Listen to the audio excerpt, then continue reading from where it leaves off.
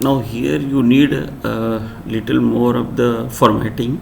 So now see, the instances are of 0 axis, male and the female. Now these you have to see very carefully here, that what is that you are going to modify. Now see, in 0 axis it is showing these values over here, and that is these values. So I don't want that figure, so I will just drop it here. It's okay, so that is not there now. But in 0 axis what I need is the text value. So I will select it from here, that is text, and I want that it should show the colors over here.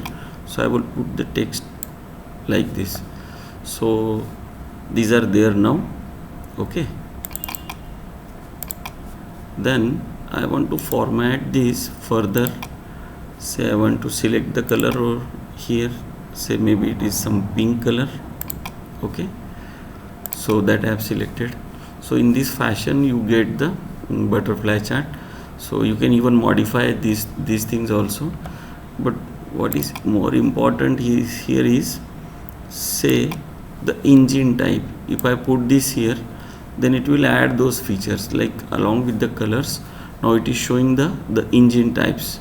I can go to the entire view option, and then a very nice butterfly chart you get here.